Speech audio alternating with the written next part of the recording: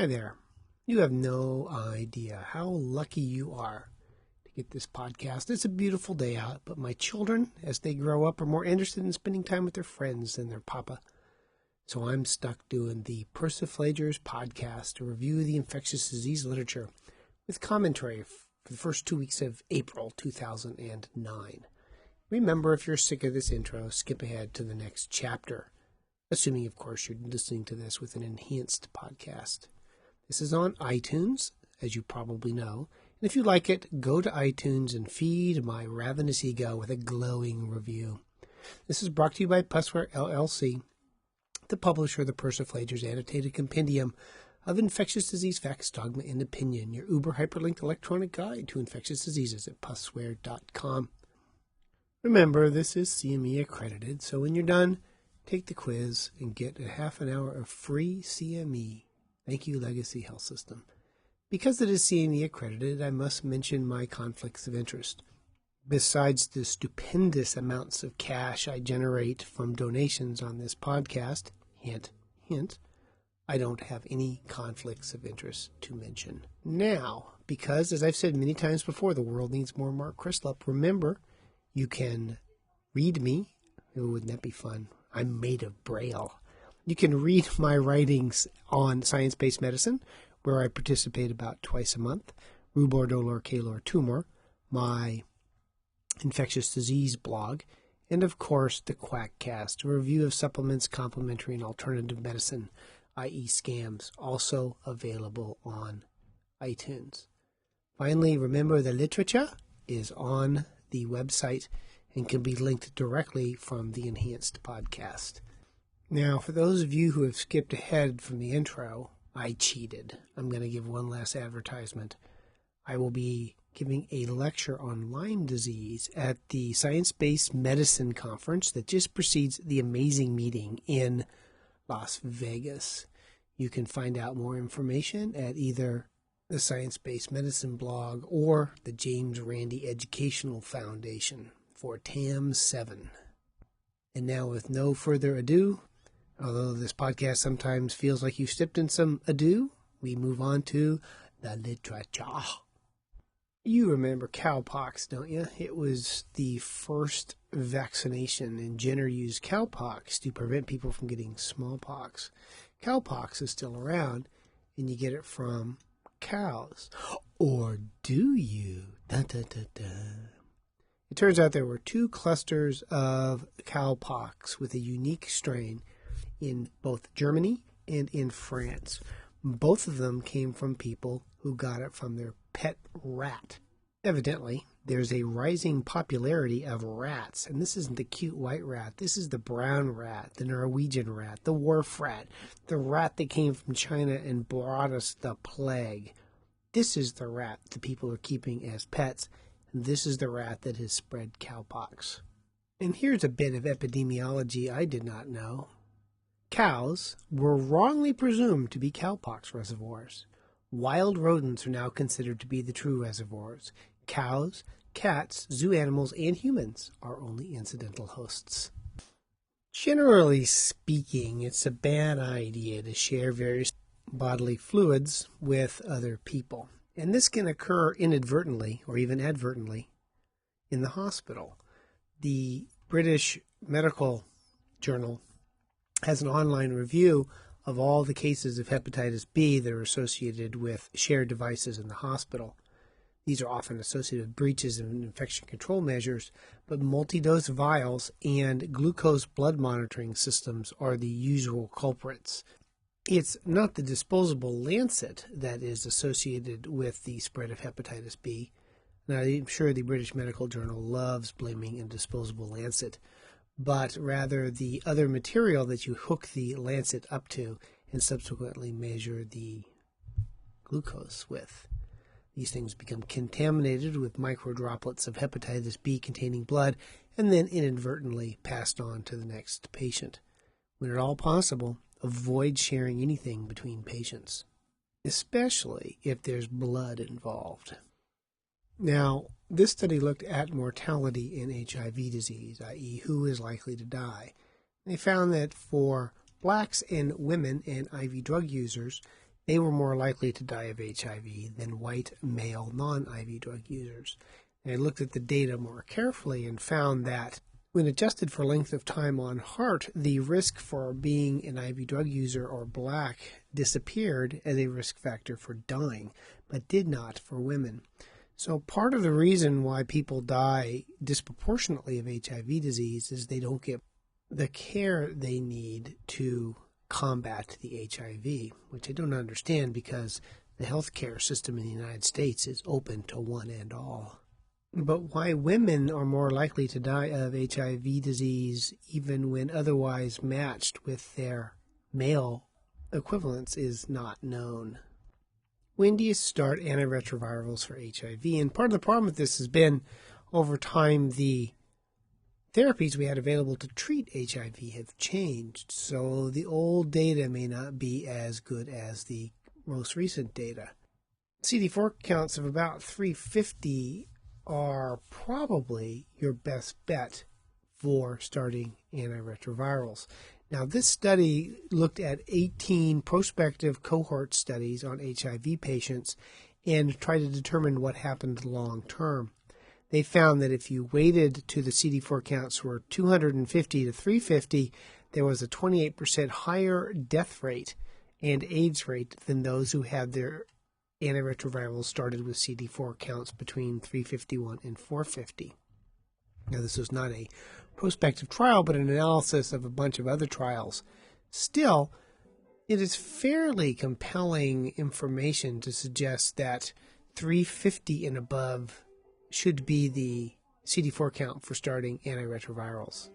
The current HPV vaccine may in fact be better at preventing HPV than anticipated. Now, HPV only covers the four most common strains of HPV, but there are other non-vaccine strains, and there may be some cross-reactivity with those strains. This study looked at the acquisition of HPV in patients who had received the vaccine and compared them with placebo. And it turns out there was some cross-protection in the vaccine. It decreased the incidence of HPV types 31, 33, 45, 52, 48 by 17.7%, and types 31, 58, and 59 by 28%. I feel like I'm in a bingo parlor. HPV 18, bingo! It's not great, but it's something. I've spent almost a quarter century in infectious diseases in one way or another, and I was at the beginning of the HIV epidemic. I still remember my first cases. And to think, with all my knowledge and information, that I was wrong. Because it turns out that the infallible Pope said that AIDS cannot be overcome by the distribution of condoms. On the contrary, they increase the problem, end quote. Well, the Belgian parliament lodged a protest over that and suggested that it was a bad thing to say. The chief spokesman of the Vatican, Father Federico Lombardi, said he was shocked. Quote, "It's astonishing, given that it appears obvious in any democratic state that the Holy Father and the Church are free to express their own positions," end quote, he says. Even if the Lancet said the Pope, quote, "distorted scientific evidence to promote Catholic doctrine," end quote. This is not the first time the Church has come out suggesting that condoms actually worsen the HIV epidemic. Please don't get your medical advice from the Pope. I'm back. Did you miss me? My wife seems to think because I have a Y chromosome that I'm the one who should dig the deep holes in the yard. I don't ever get to win that particular argument. This study concerns the Bartonella found in small mammals. Now, my theory, as I've said before, is that if you don't have a personality, instead you get a weird-ass pet. And if you have a weird-ass pet, you may get a weird-ass infection. This study was out of Japan, and they looked at a variety of what they like to call exotic small mammals, but I would call weird-ass pets, including a variety of squirrels, chipmunks, gerbils, mice, the fat sand rat, which I'm not certain if it's the sand or the rat that is fat. Dr. Seuss lives. And two things that I don't know what the hell they are. A jerboa, of which there are two, and a jerd, which really does sound like a Dr. Seuss animal. They also found 2 loraxes, so no one is going to speak for the trees. And they looked at them for the presence of Bartonella species. Bartonella are things like Bartonella Hensley, which causes cat scratch fever, Ted Nugent's disease as I call it. And they found a ton of different Borrelia in these animals. Out of a total of 546 weird-ass pets, representing 28 species, they found 407 Bartonella isolates, including 4 that have caused human disease and 6 that have never been seen before. So all these weird-ass animals that people get in lieu of a personality may be a good source for a weird-ass Bartonella. I just looked it up. A bushy-tailed gerd is related not to the star-bellied sneetch, but to the gerbil. There's also a small outbreak of Q fever ongoing in the Netherlands right now, if you're heading there for summer break. Some of the cases are not known where patients are getting their Q fever from. That's Coxiella burnetii for those of you who are taking notes. But one of them developed severe pneumonia after, quote, close contact with sheep, ewes, and intimate cuddling with a newborn lamb, end quote. Other cases have been associated with goats and goat farms. In prior podcasts, we have talked about how weather affects the incidence of some infections like Legionella pneumonia or malaria. Legionella rates go up when it's hot and humid and often follows thunder showers. Now there's a study out of Japan that looks at mycoplasma. They followed 13,000 mycoplasma pneumonia cases over a 9-year period, and they looked to see what the weather was at the time people were diagnosed.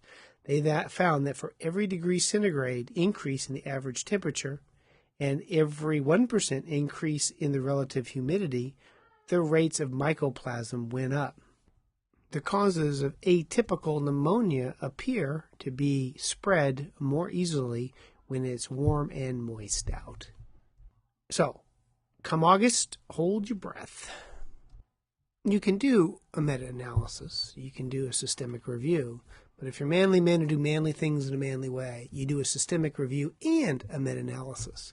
In this case, it was on the urine antigen test for Legionella. This was done out of Japan, and they looked at 50 articles to see how good the urinary antigen for Legionella was. And they found it wasn't all that great. They found that the study qualities were low and that there was a variety of tests that made it uncertain what the true sensitivity and specificity were. But when they pooled all their results, they found the urine antigen for Legionella had a sensitivity of 0.74, not so hot, and a specificity of 0.99, not surprisingly. They think that, as always, higher quality studies need to be done. As is often the case, and I think it's important to remember this with serologic studies, negative tests don't exclude the diagnosis, and positive tests don't necessarily make the diagnosis. Serologic tests are a two-edged metaphor, and you need to be careful how you use them. You may hear some occasional grinding sounds in the background. That's my wife using the chipper shredder. Can't be helped given the weather and the need to garden. Needless to say, however, I do not let her watch the movie Fargo. There is a meta-analysis in clinical infectious diseases that looks on the efficacy at eradication of MRSA based on current studies. Interestingly, they found that topical mupirocin in the nose was the most effective way to eradicate MRSA or MSSA, but only, here's the key part, if it was only in the nose. They suggest a combination of both topical and oral agents in patients who have extranasal colonization of MRSA, or to use systemic antibiotics and topical mupirocin in them what have boils and other soft tissue infections in an attempt to eradicate the carriage state. The downside is the development of mupirocin resistance, which they put at about 1% during treatment, but there is increasing mupirocin-resistant MRSA with up to 13% of it found in patients without the use of mupirocin and 65% of patients in areas with widespread mupirocin use. They recommend tea tree oil as an effective alternative based upon a single study. The other problem with tea tree oil is it's quite allergenic, so you may trade off decolonization with an allergic reaction. I sometimes say that unlike love, MRSA is forever. Is that necessarily true? This study looked at the duration of colonization with MRSA in Chicago, and they had 1,564 patients who had a positive culture for MRSA. A year later, 48% were still colonized, and at 4 years, 21% were still colonized. So it appears that MRSA colonization is more like love and marriage than I had anticipated. Staph lugdunensis, when in the bloodstream, as we've noticed in a prior podcast, means endocarditis. However, it is probably an underrepresented cause of soft tissue infections. This study was a population-based epidemiologic analysis of patients in Viborg County, Denmark. Viborg. Talk about your nerds. It's named after both an unusable Unix text processor and a Star Trek villain. Anyway, they looked at the incidence of Staph lugdunensis as a cause of soft tissue infections. And they found it frequently caused skin abscesses, wound infections, and paronychias, generally below the waist and often involving the toes. It only rarely caused invasive infections. Now, they looked for this by doing special techniques, and they grew the staph out on Columbia sheep blood agar combined with colony pleomorphism and prominent beta hemolysis after 2 days of incubation. Evidently, Staph lugdunensis has a characteristic Eikenella corrodens-like odor. Now, I did not know that Eikenella corrodens has a funky smell, and what funky smell it has I cannot find on the intergoogles. So if you know, drop me a line. Anyway, it would appear that by looking carefully for the presence of Staph lugdunensis, they found 491 infections over a 4-year period, increasing the incidence from 5 per 100,000 to 53 per 100,000. It would appear that Staph lugdunensis, if looked for carefully, is not an uncommon cause of soft tissue infections, and you will be assimilated. It is often said of patients who have some organisms in the blood culture, such as vancomycin-resistant enterococci, that they don't die of VRE, they die with VRE. It would appear to be the case, as judged from this study out of Korea, which looked at the results of patients with monomicrobial VRE bacteremia and found that if they were on appropriate therapy for VRE up front, it decreased the mortality rate at 7 days, but the 60-day mortality rate was unaffected, the patients dying of their underlying problems. And so it's often the case of patients who get VRE that it's a marker of underlying severe illness that will probably soon prove fatal. And so your grandma feeds you some bad soup that she canned herself. The next thing you know, you're on a ventilator, unable to breathe thanks to Clostridium botulinum. Clostridium botulinum makes the botulism toxin and gives you a case of the Guillain-Barré, as it were. How long does botulinum toxin stay in the blood of people? Well, this study looked at that particular issue at the persistence of botulinum toxin in patients' serum and found that they could detect toxin up to 11 days after ingestion. As a result, it would be reasonable in the case of botulism to give toxin up to 12 days after ingestion of the toxin because there should still be circulating botulinum toxin in the patient's blood. The problem is we don't know what the true half-life of botulinum toxin is and whether or not it goes out farther than 11 days. 11 days was the maximum time that they could still detect it, but they did not look beyond 11 days in the study. So whether or not it would be reasonable to give it 12, 13, or 14 days is not yet known. Better yet, just don't eat Granny's soup. I just mentioned this case for hoots and giggles. Gentleman comes down with Pseudomonas acute prostatitis and Pseudomonas aeruginosa urosepsis. They look at the Pseudomonas in his culture, and they compare it to the one in his hot tub, which had been filled from water from a nearby stream, and found the organisms to be identical. What probably helped him get the infection was he had sex in his hot tub, which led to the infection.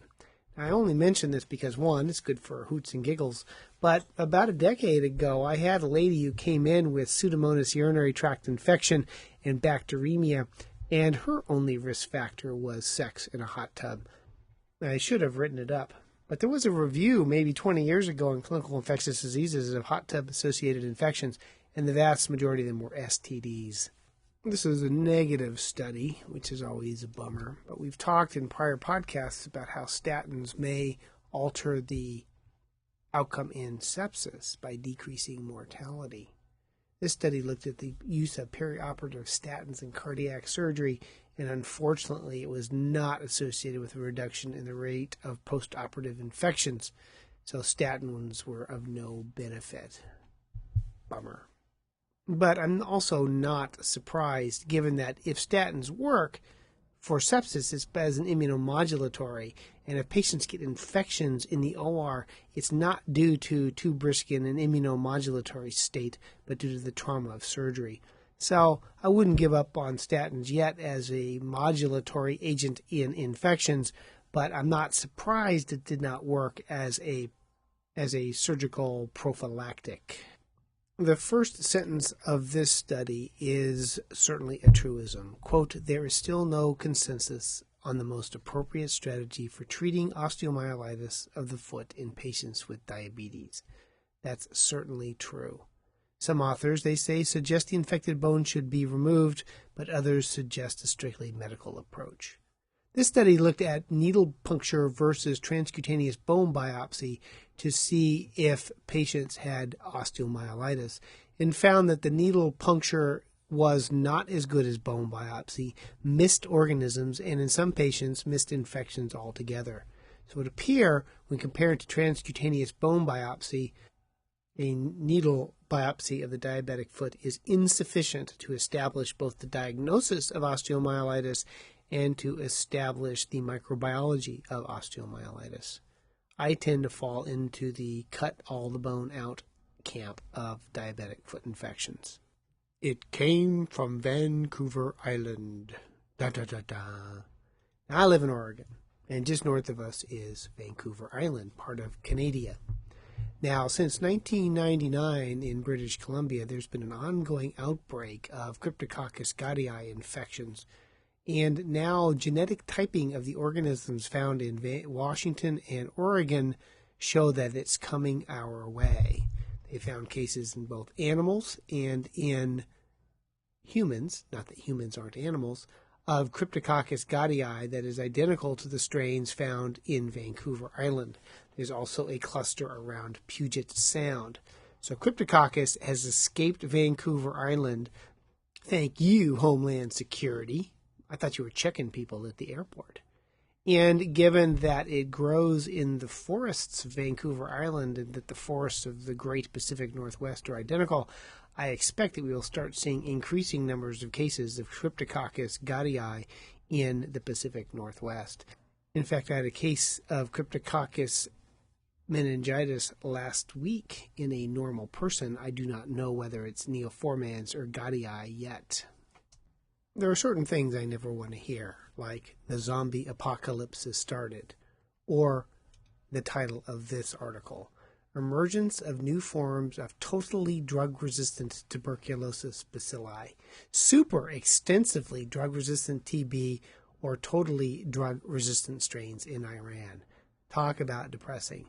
It used to be we had just tuberculosis. Then we had MDR-TB, multi-drug-resistant TB. Then we had XDR-TB, which is extremely resistant to TB. Then there was Super XDR-TB, and now we have TDR-TB. In Iran, they have had 15 isolates that were resistant to every single drug we have.